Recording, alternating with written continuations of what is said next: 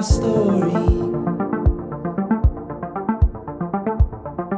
I don't mind. No. Kung Fu's Kung Fu. It's not child's play.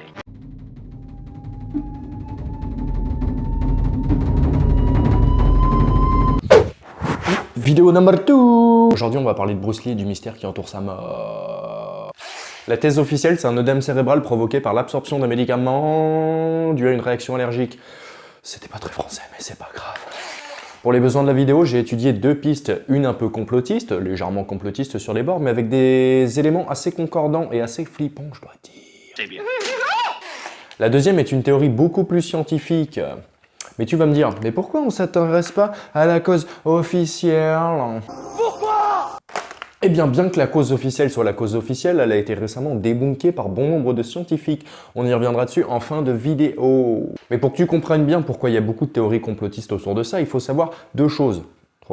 Deux, je sais plus. Des choses qui font jaser un peu et qui réveillent tous les complotistes tous les 4 matins en sueur. La première, c'est que peu de temps avant sa mort, Bruce Lee travaillait sur ce qui devait être son chef-d'œuvre intitulé Le Jeu de la mort, film dans lequel Bruce Lee simulait sa propre mort pour échapper aux griffes de la mafia. De cette façon-là.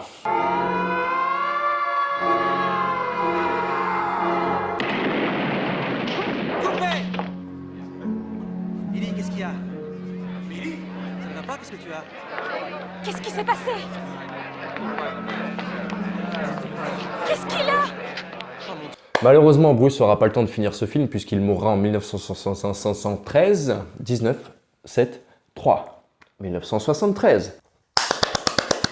Élément troublant qui donne du grain à moudre à tous les complotistes, 20 ans plus tard, son fils Brandon Lee mort... Élément troublant qui donne du grain à moudre à tous les complotistes, 20 ans plus tard, son fils Brandon Lee meurt sur le... Oh putain, mais c'est ouf ça! Quelqu'un veut m'empêcher de dire la vérité, c'est ça? C'est ça qui se passe? Hein? C'est ça? Je disais donc, élément troublant, son fils Brandon Lee meurt accidentellement 20 ans plus tard sur le tournage du film The Crow. La cause officielle de la mort de Brandon Lee est un accident lié à un pistolet qui devait être chargé à blanc pour les besoins d'une scène du film. Bon, vous en doutez, il n'était pas vraiment chargé à blanc. Enfin, il y avait des résidus d'une ancienne balle apparemment. Enfin bref, extrait de la façon dont Brandon Lee est mort.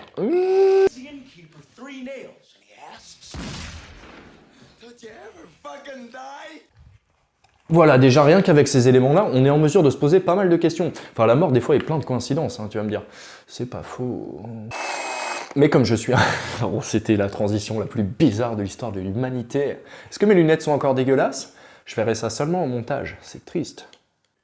Bref, je sais plus ce que je voulais dire, mais comme je vous l'ai dit un petit peu plus tôt, pour les besoins de la vidéo, j'ai suivi deux théories, une théorie complotiste et une théorie un peu plus scientifique.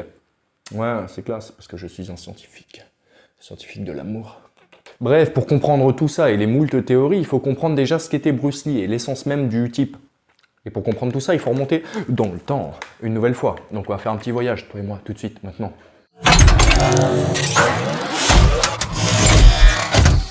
27 novembre 1940, la naissance du petit dragon. Ça tombe bien parce que c'est l'année du dragon. Personnellement, je suis né en 95. C'était l'année du cochon, ou du sanglier, je sais plus. C'est-à-dire que mon surnom, moi, ce serait le petit cochon. C'est classe, très classe. Donc 27 novembre 1940, contrairement à beaucoup de croyances, Bruce Lee n'est pas totalement parti de rien. Un petit peu quand même, mais pas totalement non plus. À savoir que Bruce est le fils de Lee Hoi-chun. Chuan. Je risque d'écorcher bon nombre de noms, parce que les noms asiatiques, c'est pas mon fort. Déjà, je galère avec les noms français, donc les noms asiatiques, je te raconte pas. Donc son père, Lee Hoi-chun, est une vedette de l'opéra cantonais. En plus d'être acteur. Et Bruce Lee naîtra donc en tournée lorsque ce dernier était aux États-Unis, plus précisément à San Francisco. C'est très important de retenir cette ville pour la suite de la vidéo. Est-ce que j'ai craché? Oui. Quant à la maman de Bruce Lee, c'est la nièce, demi-nièce, c'est-à-dire que le haut du corps appartient à la famille Hung et le bas du corps appartient à la famille Lee. C'était nul. Bref, passons. Je vais la refaire. Brrr. Quant à la daronne de Bruce Lee, elle fait partie de la famille de Robert Hung. En fait, c'est sa demi-nièce, si j'ai bien compris. Robert Hung, qui était considéré au début du XXe siècle comme étant l'homme le plus riche de Hong Kong. D'ailleurs, aujourd'hui, il y a beaucoup de parcs et d'écoles qui portent son nom là-bas. D'ailleurs, on dit Sir Robert Hung, petit chenapan. Et il y a également Robert Lee, qui n'est pas non plus totalement un kidam, qui est le frère de Bruce Lee et qui a eu une petite notoriété, un début de succès dans le monde de la musique. Alexa, joue Robert Lee. Lecture aléatoire des titres par Robert Lee sur Amazon Music.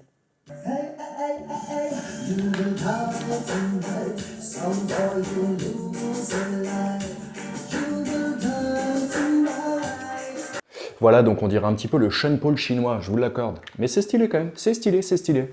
Alexa, est-ce que tu m'aimes? Un peu, beaucoup, passionnément, oups. Pétalement pour vous dire combien je vous apprécie. Ça c'est flippant un peu. Alexa, est-ce que tu fais partie de Skynet? Je n'ai rien à voir avec Skynet. Ne vous inquiétez pas. I'll be back. Donc voilà, le cadre familial est fixé. On a une famille qui, mine de rien, pèse quand même un petit peu à Hong Kong. Bruce apparaît grâce à la notoriété de son père très jeune dans quelques films, mais c'est pas un succès foufou d'ailleurs. Lui, sa volonté, c'est surtout d'exceller dans les arts martiaux. D'ailleurs, Bruce rejoint très jeune, à l'âge de 13 ans, il me semble, l'école d'un certain monsieur Ip Man. Ip. Alors j'ai trouvé Ip Man. Il serait temps de faire une recherche sur le sujet, les gars. Ip Man qui est considéré comme l'un des plus grands maîtres chinois d'ailleurs. Donc c'est pas un guignol, c'est pas n'importe qui, les gars. Un petit peu de respect quand même. Mais à cette époque-là, en Chine, on a un problème. C'est que les Chinois traditionnels refusent d'enseigner à ceux qui ne sont pas Chinois de pure souche. Et oui, et vu que Bruce Lee est né à San Francisco, que sa mère est mi-germano-chinoise, ce qui est un peu chelou d'ailleurs, cet étrange mélange. Ne serait-ce pas un mélange de couleurs? Mais Bruce Lee est super malin. Déjà à l'époque, il avait le nez, le petit. Extrait. Alors ce qu'il a fait, c'était d'aller voir le troisième ou quatrième dauphin du maître et lui proposer de lui enseigner le Wing Chun en échange de ses connaissances en montre religieuse. Ça ne marche plus? Bref, je suis pas spécialiste des arts martiaux, donc je vais passer toute cette époque qui concerne les arts martiaux, malheureusement. Pour arriver très vite à l'arrivée de Bruce Lee aux États-Unis. Back to the block, il arrive à Seattle. Là-bas, Bruce Lee décide de poursuivre ses études en matière d'arts martiaux. Pardon. Donc il poursuit ses études et parallèlement à ça, il décide de donner des cours de Wong Fu. Des cours de Jun Fan Wong Fu, un mélange de Wing Chun et de Kung Fu à la sauce Bruce Lee en somme. Mais c'est très mal vu encore une fois par les Chinois traditionnalistes. C'est un peu comme si toi t'exportais la recette de la choucroute à New York et que tu disais les gars c'est à moi tout ça, c'est à moi. Et que du coup les Alsaciens ils disaient mec c'est à nous, c'est une recette secrète qu'on a depuis des années, tu fais quoi? Voilà en gros, c'est un peu ça. La légende dit même qu'un grand maître chinois a rendu visite à Bruce Lee à Seattle en lui sommant d'arrêter cette putain de trahison. Ce à quoi Bruce Lee a répondu « Ok mec, ok. Je te propose un truc, toi et moi on fait un combat, si je gagne je garde mon école, si je perds j'arrête. Ok, j'arrête les gars. Je dépose les armes. » Bien sûr Bruce Lee a battu ce maître chinois et en plus de ça, bon, il a un petit peu galéré en vrai, et du coup ça l'a poussé à réétudier ses techniques de combat. Et c'est là que ça devient très intéressant parce que Bruce Lee décide de créer ce qu'on va appeler plus tard, bon, ce qu'il appelait déjà à l'époque, le Jet Kune Do. Jet Kune Do. In Cantonese, Jeet Kune Do. En fait, du coup, Bruce Lee s'inspire de toutes ses expériences dans les arts martiaux. Il jette ce qui est pour lui inefficace et inadapté à nos jours et garde le bon. En plus de philosopher et d'inventer quelques petits nouveaux trucs sympatoches, quoi. Donc là, autant vous dire que tous les hipsters frêles de Seattle, ils sont aux anges. En plus de tout ça, Bruce participe régulièrement à des tournois de combat où il expose sa nouvelle vision des arts martiaux, son Jet Kune Do et tout ça. Ce qui lui permet de se faire encore plus remarquer et de décrocher son premier rôle dans la série Le Frelon Vert. He is back. The legendary Bruce Lee as Kato, the Green Hornet. Malheureusement, c'est une prestation courte qui s'arrêtera au bout d'une saison, mais une prestation saluée par le milieu professionnel. Ce qui lui permettra de rencontrer entre autres Steve McQueen, Roman Polanski, Sharon Tate et plein d'autres personnes. En plus de tout ça, Bruce leur donne des cours particuliers de Jet Kune Do pour les former à cette nouvelle discipline. J'imagine qu'en contrepartie, eux, ils n'hésitaient pas à leur donner un petit coup de pouce pour sa carrière, quoi, et à lui présenter le reste du gratin d'Hollywood. Ok. Malheureusement, on est encore loin du succès mondial lorsque Bruce Lee, pour pallier à tout ça, fait quelques petites apparitions dans la série Batman. Extrait.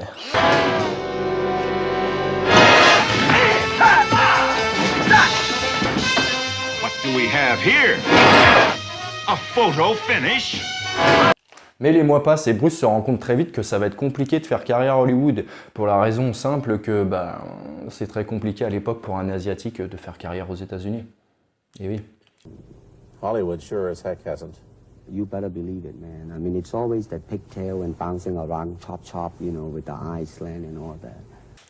C'est pourquoi notre ami Bruce Lee décide de retourner en Chine. Et oui mon pote, car grâce à l'exportation de la série Le Frelon Vert, Bruce là-bas est devenu une véritable vedette du petit écran. Et ouais.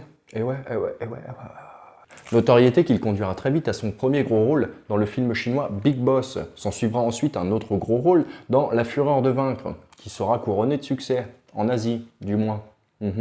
Et c'est là que ça devient intéressant parce que Bruce Lee décide de passer un peu plus de temps derrière la caméra, c'est-à-dire qu'il commence à étudier la réalisation, il commence à étudier la façon de faire des scénarios. Bon, il a toujours plus ou moins coordonné les cascades sur ses films, mais il commence à prendre de plus en plus de place sur un plateau de tournage, ce qui va le conduire à réaliser son premier film, intitulé La Fureur du Dragon, notamment connu pour cette scène.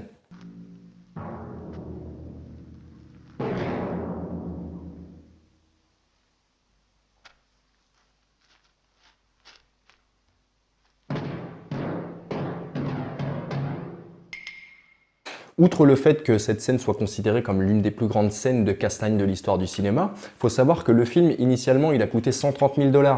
Et il en a récolté 130 millions, putain 130 millions de dollars. Des millions, vous êtes charmante. Mais vous voyez ce que ça fait déjà 1 million, Larmina? Bruce signe donc là un immense succès, puisque le film s'exportera en Europe, en Amérique et un peu partout, faisant de lui alors une star mondiale. Le film fera même 4 millions d'entrées en France, et pètera tous les records d'un film asiatique en Europe et en Amérique. Je sais pas si vous vous rendez compte du truc, les gars. Truc de fou. Hollywood lui tend donc enfin les bras, mais ironie du sort, La Fureur du Dragon sera le dernier film que Bruce Lee verra de lui-même, au cinéma, parce qu'il va mourir après, et ça c'est triste, je risque de pleurer, je vous le dis. Fort de son succès, Bruce entame l'écriture et le tournage de ce qui doit être son chef-d'œuvre, Le Jeu de la Mort.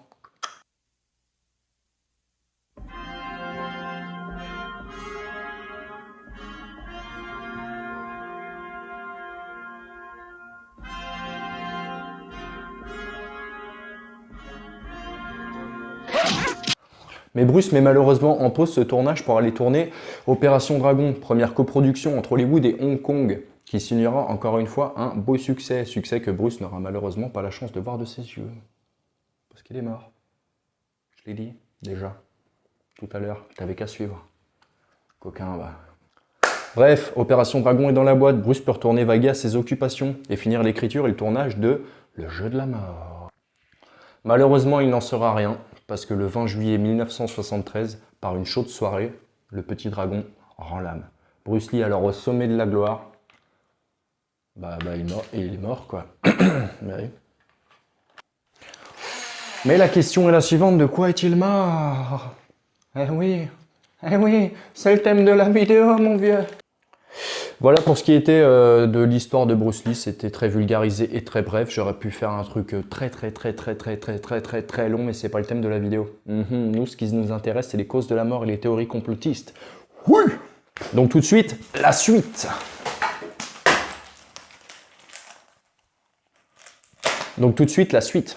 A few moments later.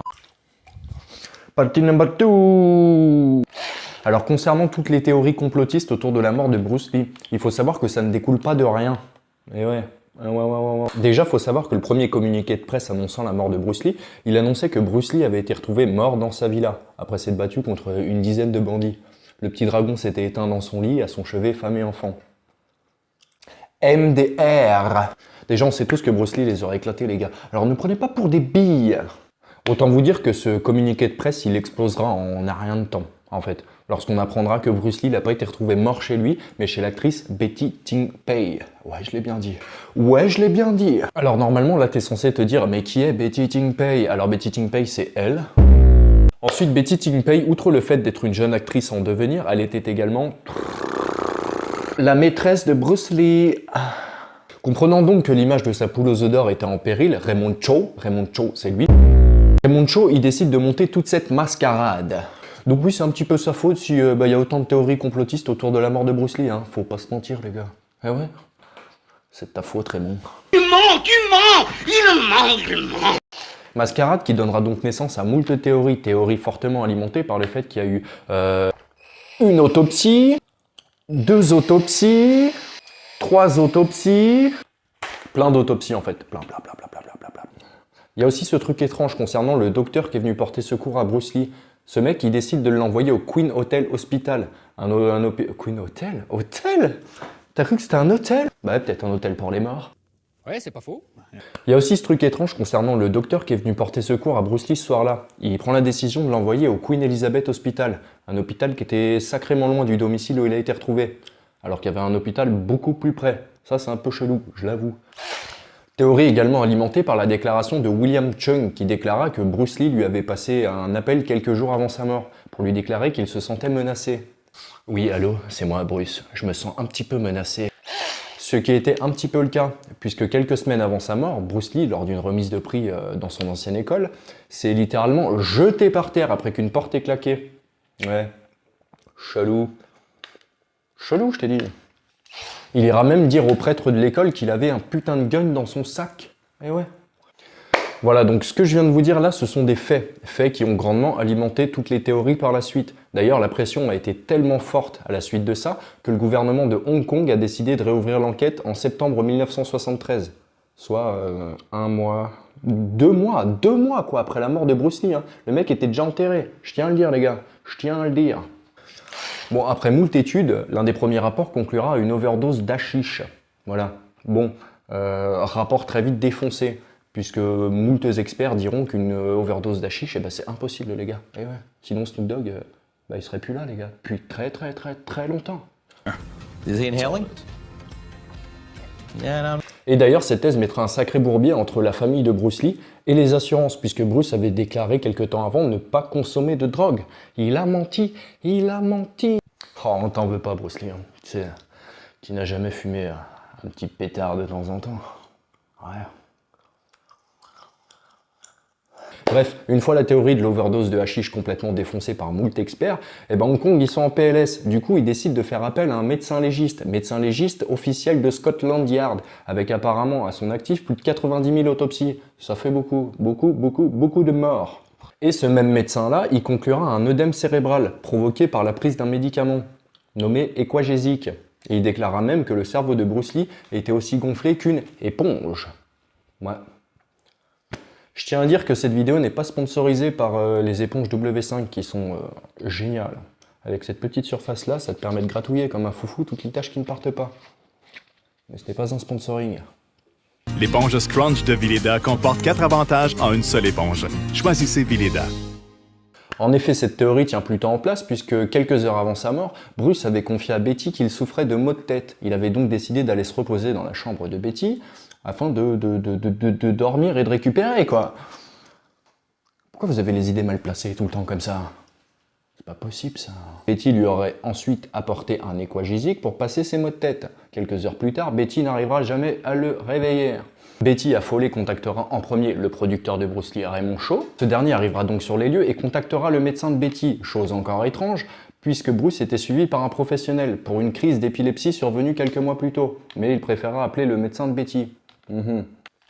Voilà, vous avez donc tous les éléments de l'histoire. Maintenant, ce qu'on va faire, c'est suivre cette fameuse théorie complotiste, que j'ai intitulée l'assassinat mystérieux de Bruce Lee par la triade chinoise. Ok.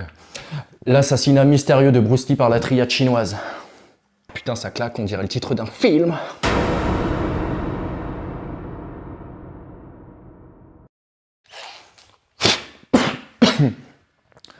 Ce chewing-gum n'avait plus de goût. Je vais quand même aller le ramasser parce que c'est dégueulasse. Maintenant, on passe tout de suite à la théorie complotiste. Bruce était donc un élément majeur du cinéma asiatique, une sorte de poule aux œufs d'or pour les producteurs. Mais comme je vous l'ai dit plus tôt, le fait que Bruce Lee enseigne les techniques ancestrales de combat chinois à des étrangers En plus d'en faire part à travers ses films, ça dérangeait bon nombre de personnes, les Chinois traditionnels et la triade. Les triades, la mafia chinoise quoi. De plus, Bruce avait la fâcheuse tendance de vouloir tout contrôler sur ses films, que ce soit par la production, le tournage, la réalisation, le script, le choix des acteurs, tout ça. En somme, Bruce Lee, il était un peu indépendant, et ça plaisait encore moins aux triades. Faut savoir que la mafia chinoise avait la main mise sur la mafia chinoise depuis... Oh, ça veut rien dire. Oh, cette phrase ne veut rien dire. Bref, faut savoir que la mafia chinoise avait la main mise sur l'industrie cinématographique asiatique depuis moult décennies. En effet, ils avaient pour habitude de tout contrôler, que ce soit par le choix des acteurs, les scripts, les réalisateurs, tout. Avant que Bruce ne vienne mettre son petit grain de sel dans l'industrie cinématographique chinoise, il faut savoir que la majorité des films, c'était des films avec un but nationaliste ou politique. Et que la plupart du temps, on retrouvait un héros qui se battait pour son pays contre les envahisseurs. Bon, je sais que je vulgarise énormément, mais c'est histoire que ce soit un petit peu plus percutant, quoi. Percutant. Et donc Bruce, lui, il réussit à faire ce qu'aucun Asiatique n'avait réussi à faire jusqu'ici. Déjà, il change un peu le message des films, et en plus de ça, il réussit à conquérir le marché américain et européen, sans l'aide de la mafia chinoise. Donc pour le coup, ils l'ont vraiment très mauvaise. Donc aujourd'hui, avec le recul, on est capable de dire qu'il a exporté la culture asiatique, mais à l'époque, les Chinois, ils disaient juste « traître, collabo, voleur de choucroute ». Et les triades, s'il y a un truc qu'ils détestent par-dessus tout, c'est les traîtres. Et ouais, les traîtres, mon vieux. La mafia chinoise avait donc toutes les raisons du monde de vouloir éliminer Bruce Lee. Tu commences à comprendre le début de la théorie ou pas? Dis-moi, hein, sinon je t'envoie un mail ou un truc, peut-être. Il y en a là-dedans. Bon alors. Eh oh! Dans son rapport, Betty, la maîtresse de Bruce dont je t'ai parlé tout à l'heure, elle déclara que Bruce, avant d'arriver chez elle, il s'était battu avec un type. Et il avait justifié comme ça son mal de tête. Chose qu'on ne déclarera pas forcément aux journalistes à l'époque. Et peu de temps avant son décès, un appel aurait été passé à certains journalistes, affirmant que le petit dragon était en train de mourir et que le responsable serait un certain chat diabolique. Bon, on est d'accord, ce surnom, il est éclaté au possible. Bon, certains fans se sont renseignés et apparemment ce chat diabolique serait en fait le chef du département Bâton Rouge de la triade. Mais qu'est-ce que le Bâton Rouge? Je te vois venir gros comme une maison. Pour ça, j'ai fait des recherches. Ouais. Bon, il faut savoir que les triades chinoises sont développées en plusieurs départements. Il y a un organigramme gigantesque comme dans une entreprise qui représente chacun et son poste. Alors, dans les différents départements, on retrouve les départements suivants. L'éventail de papier blanc, qui en gros est le chef responsable du flouze, c'est un peu le comptable. La sandale de paille, qui est un peu le délégué aux affaires étrangères. En somme, c'est un ministre des affaires étrangères, quoi. Le maître des encens, donc lui c'est le DRH, quoi, il se charge du recrutement. Il est aussi responsable apparemment de tout ce qui est rapport avec le cinéma chinois, les contrats, tout ça, quoi. Et le fameux Bâton Rouge, qui en somme, lui est le chef du département justice. Il se charge de faire régner la loi et les traditions chinoises au sein de toute l'organisation et tout ça. Le chat diabolique serait donc le chef du Bâton Rouge. Chef de Bâton Rouge, le Bâton Rouge peut-être? Je sais pas, tout ça c'est compliqué les gars, c'est en anglais et tout. Je comprends rien moi les gars. Bref, t'as capté. Macha Meryl. Non, pas... Selon certaines rumeurs dans la communauté des arts martiaux, le chef en question, susnommé Chat Maléfique, aurait rendu visite à Bruce Lee. Les deux auraient fini par en découdre, ce qui était clairement le but de la visite du Chat Maléfique, on va pas se mentir, il était là pour la castagne. Et suite à un coup porté à la tête du petit dragon, le fameux Chat Maléfique aurait déclaré « L'issue du combat est scellée, mon travail est terminé, tu n'as plus que peu de temps. » Alors faut également savoir que ce fameux coup à la tête n'est pas juste une simple patate de forain. Non. C'est ce qu'on appelle un dim masque. Masque, c'est ça. Ou en français, toucher de la mort, quoi. Et ce fameux toucher de la mort, en somme, il sert à provoquer une mort immédiate ou à retardement selon les experts en arts martiaux. Alors, j'ai fait quelques recherches et selon Wikipédia, je cite... Il n'existe pas de preuves scientifiques ou historiques pour attester de la réalité de ces techniques légendaires, toutefois des études ont été menées lors de la Seconde Guerre mondiale par le gouvernement au Japon. Celui-ci a réuni les archives dites secrètes d'un grand nombre de dojos et d'écoles d'arts martiaux et a identifié les points vitaux réellement efficaces au combat dans un but militaire.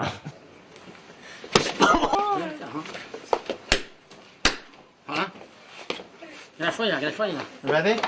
Come, one.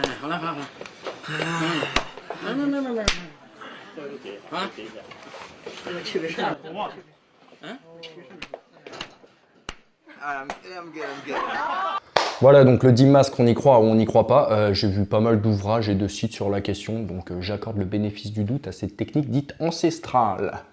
Et donc ce fameux toucher de la mort justifierait donc selon certains fans que Bruce Lee ait eu le cerveau gonflé comme une éponge W5. Super cool pour gratouiller tous les petits trucs. L'éponge Scrunch de Vileda comporte 4 avantages. Je vais venir vous frapper, monsieur. Je vais venir vous frapper au visage de façon assez insistante. Autre fait intéressant, hormis le fait qu'il se soit écoulé un temps considérable entre le décès de Bruce Lee et son transport à l'hôpital, j'ai fait une petite recherche et j'ai trouvé la réponse. Vous vous rappelez de la fameuse Betty dont je vous ai parlé tout à l'heure? Eh bien, il se trouve qu'elle s'est remariée en 1976, soit 3 ans après la mort de Bruce Lee, avec un certain Charles Hung. Est-ce que ça vous dit quelque chose? Alors normalement non, sauf si t'es calé en cinéma asiatique, ce qui n'était pas mon cas, je l'avoue. Il se trouve que notre ami Charles, outre le fait qu'il soit producteur, il est également connu pour ses appartenances à la triade chinoise. Oui, et pour ses manières peu orthodoxes. D'ailleurs, le nom de Jet Li est souvent associé à ce monsieur, puisque après la mort de son agent, mystérieusement tué par balle, Jet Li il s'est retrouvé à jouer exclusivement dans des films de Charles Hung. Il y a plein d'autres faits intéressants sur ce monsieur si vous voulez en savoir au passé un petit peu douteux. Et Betty a déclaré en 2015 qu'elle sortirait un jour un livre où elle dévoilerait tout sur cette mystérieuse affaire concernant la mort de Bruce Lee. Voilà. Bon, on attend toujours ce fameux livre, Betty. Si tu vois cette vidéo, passe-moi un coup de fil. Mais là, nous entrons peut-être dans un domaine plus délicat, je pense. Bon, l'histoire aurait pu s'arrêter là. Mais il se trouve que selon cette théorie, Brandon Lee, avant sa mort, avait bon nombre de doutes sur la mort de son paternel. Il aurait même décidé d'enquêter. Malheureusement, The Crow sera son dernier film sur lequel il se produira bon nombre d'accidents de tournage, comme par exemple l'électrocution d'un technicien, un charpentier qui défonce le plateau de tournage avec sa bagnole, une tornade qui éclate le studio, des cascadeurs qui se succèdent les uns après les autres après des accidents. Et puis surviendra l'accident qui fera ressurgir toutes ces théories complotistes. L'acteur Michael Mass appuie sur la gâchette d'un flingue censé être chargé à blanc et exécute le fils du petit dragon. D'ailleurs, Michael Mass, il arrêtera sa carrière peu de temps après, il reviendra pour quelques petits rôles, mais rien de bien concret. Mes lunettes sont encore dégueulasses, c'est ça? Oh oui. Oh oui. Et ça, c'est encore un coup de la mafia. Bref, plus sérieusement, cette théorie touche à sa fin. On va débunker un petit peu tout ça. Je trouvais qu'il y avait des éléments franchement assez sympatoches, hein, comme le truc du chat maléfique et tout. Ça pourrait faire un bon film. Mais on va débunker tout ça. Bon, j'ai pas les réponses à toutes les questions, mais j'en ai bon nombre, parce que j'ai enquêté. Eh oui.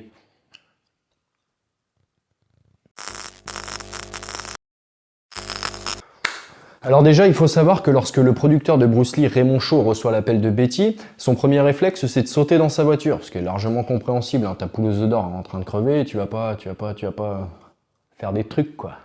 Tu vas direct. Mani minutari. Il a même déclaré que sur la route, il s'est arrêté à chaque cabine téléphonique qu'il a croisée pour essayer de joindre le spécialiste qui suivait Bruce Lee. Et le spécialiste en question déclarera que malheureusement sa putain de connasse de fille était au téléphone avec son boyfriend de l'époque toute la soirée et qu'elle occupait donc la ligne. Pas de bol. C'est quoi ce bruit? Oups, j'ai pété, je croyais que ça s'entendrait pas. Ben, je pense que t'as chié dans tes culottes. Un peu, oui. T'as chié dans tes culottes, hein? Un peu, oui. Ensuite, une fois arrivé sur place, notre ami Raymond Shaw, il constate que Bruce Lee, il a pas fait que de se reposer. Non, parce que Bruce Lee, il est tout nu. Et ça pose problème. Parce que Bruce Lee, il a une femme et des enfants. Oh là là là là là là. Mais c'est immonde!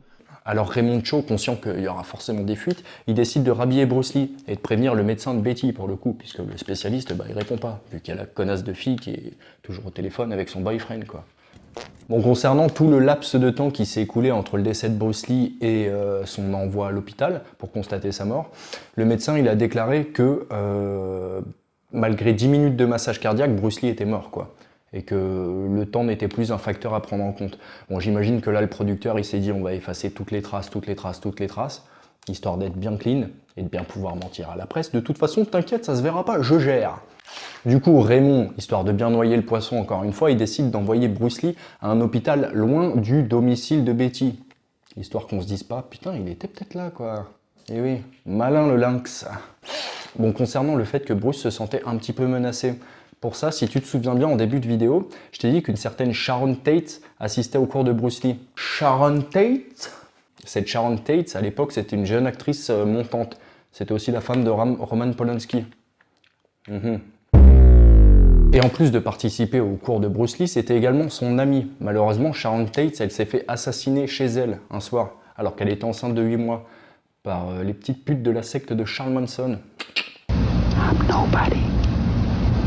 Et donc ce meurtre traumatisera Bruce Lee, qui fera de sa villa, notamment à Los Angeles, une véritable forteresse. Donc le mec a toutes les raisons de devenir parano, puisqu'une de ses amies s'est fait sauvagement assassiner il y a quelque temps. Et oui. Et il paraît également que Bruce Lee, il avait du mal à tenir en place, quoi. Il s'attirait souvent beaucoup d'ennuis avec plein de gens, quoi. Et puis le fait que c'était un cascadeur, qu'il a pris bon nombre de coups à la tête, ça peut révéler des paranoïas par la suite. T'as fermé la porte? Ouais, pourquoi? Parce que j'ai été attaqué par des renards tout à l'heure. Ah mais c'est normal, ça, c'est la saison. Ensuite, concernant toutes ces autopsies, bon, comme je te l'ai dit, quelques temps après sa mort, il y avait vraiment un gros climat délétère à Hong Kong. Tout le monde accusait Betty Ting-Pei, la presse s'en mêlait et chaque jour une nouvelle version sortait, que ce soit des trucs satanistes, l'assassinat par la mafia, enfin des trucs, des hurluberlus, mon pote. Pas content! Pas content! Pas content! Le gouvernement, face à ce climat tendax, il décide donc de réouvrir l'enquête en faisant venir, comme je t'ai dit, le spécialiste de Scotland Yard. Le spécialiste de Scotland Yard conclut donc à une réaction allergique sévère à l'équagésique, en somme. En somme, c'est très vulgarisé, mais en gros, c'est ça, ça a provoqué un œdème, boum. Et donc, ce qui nous mène à notre point intéressant scientifique. Mais comme je vous l'ai dit, bon nombre de scientifiques vont vite débunker cette conclusion faite par le médecin légiste de Scotland Yard, qui diront qu'en gros, si ça avait été une réaction allergique, ça serait vu, et que là, pour le coup, il n'y avait aucune trace sur le corps de Bruce Lee de réaction allergique, et que de plus, c'était un artiste de haut vol, et qu'il avait pris de l'aspirine toute sa vie. Donc l'équagésique n'aurait pas pu le tuer. En somme, l'explication la plus probable de nos jours serait donc un coup de chaud. Ouais, un coup de chaud. Ouais, ça craint. Bon, en vérité, ce que peu de gens disent, ou ce qu'ils omettent de dire, c'est que Bruce Lee, quelques mois avant sa mort, il s'est fait retirer les glandes sudoripères. Ouais, sudoripères, ouais, c'est bien ça, je viens de relire, c'est sudoripères. En gros, les glandes sudoripères, c'est ce qui te permet de suer et d'évacuer la chaleur via les aisselles. Et lui, il se les a fait enlever pour des raisons esthétiques à la caméra. Il trouvait que ça faisait dégueulasse en somme. Et aussi pour perdre un petit peu de poids par la même occasion. Malin le lynx. Enfin, pas si malin pour le coup. Donc pour le coup, dès que t'as un petit coup de chaud, ça met clairement ton corps en PLS. Ça sent le tabarnak, mon homme! Et face à nous, on a Bruce Lee quand même. Le mec qui pratique du sport tous les jours à haut niveau. Et il peut pas évacuer toute cette chaleur. Mon Dieu! D'ailleurs, quelques semaines avant sa mort, Bruce Lee, il fera un premier malaise. Pris de convulsions, il sera transporté d'urgence à l'hôpital et il sera sauvé in extremis par les médecins. Médecins négligents qui concluront que le seul responsable était sa consommation de hashish. Les gars, vous pouviez pas regarder sous ses bras, quoi? Qu'il manquait un petit truc quand même? Non? Et comme la science est bien faite, une personne qui subit un coup de chaleur a de fortes probabilités d'en refaire un deuxième, quoi. D'en subir un autre. Eh oui, eh oui. Et vous vous en doutez, cet autre coup de chaleur surviendra le 20 juillet 1973. Soit dit en passant, c'était la journée la plus chaude de l'année à Hong Kong ce jour-là. Pas de bol. Pris de maux de tête dû à un nouveau coup de chaleur, cette fois-ci le petit dragon ne s'en relèvera pas. Non, ce coup de chaleur provoquera un œdème fatal pour l'acteur. Putain, je l'avais dit que c'était triste. Je l'avais dit, moi je voulais pas la faire à la base cette vidéo. Putain. Donc, à savoir que cette théorie n'est toujours pas la théorie officielle, puisque les autorités locales ont refusé de réouvrir l'enquête. Pourquoi? Parce que ça a été une débâcle énorme, l'affaire Lee, principalement aidée par le fait que les producteurs ont tout fait pour cacher la vérité afin d'épargner l'image de leur poulain, mais aussi par la pression médiatique et par tous les fans autour. Après, pour ceux que ça intéresse, il y a encore des milliers et des milliers de théories complotistes. Donc pour ceux que ça intéresse, allez jeter un œil. Moi je vais m'arrêter là, je trouvais ça intéressant d'avoir une première théorie un peu fantasque et une théorie scientifique derrière, c'est toujours cool. La chose importante à retenir, c'est que Bruce Lee, grâce à son travail et sa détermination, il a réussi à ouvrir les portes d'Hollywood aux Asiatiques. Il a également participé grandement à l'exportation du cinéma chinois dans le monde et a fait tomber beaucoup de barrières en Chine grâce à son travail. D'ailleurs, peu de temps après sa mort, certaines écoles de Kung-Fu en Chine se sont enfin résolues à accueillir des étrangers. Chose qui était inconcevable avant, quoi. Et surtout, le truc le plus important, c'est qu'il a fait rêver des millions de gosses, comme moi, et peut-être comme toi. Et ça, c'est très cool. C'est aussi grâce à lui que j'ai acheté cette paire de nunchaku à l'époque, quand j'avais 8-9 ans, et que mon frère a perdu ses premières dents. Merci, mon gars. Faut aussi dire que Bruce Lee, c'est essentiellement 5 films, et qu'en 5 films, il a réussi à s'inscrire dans le temps. Le fait est que ça fait 50 ans qu'il est mort et qu'on en parle toujours aujourd'hui. Le fait est aussi qu'en 2014, il y a eu un classement, et il apparaît 10e à ce classement des célébrités qui ont rapporté le plus d'argent après leur mort. Donc quand même les gars. Le seul petit bémol, c'est que je trouve un peu dommage que des sites comme Netflix ou des trucs comme ça ne jouent pas le jeu et propagent pas la culture Bruce Lee. Ça c'est un peu dommage, mais bon, j'ai espoir parce que les enfants d'hier sont les adultes d'aujourd'hui. Alors propagez ça les gars, propagez. Encore une transition folle. Bon voilà, la vidéo touche à sa fin, tu peux liker, commenter, t'abonner, c'est toujours sympatoche. C'est un format un petit peu différent du premier, parce que la diversité c'est cool et ça permet de mieux préparer la prochaine vidéo. Voilà, je vais te laisser avec un truc derrière, comme d'habitude, je sais pas encore quoi, mais bisous, allez, à la prochaine.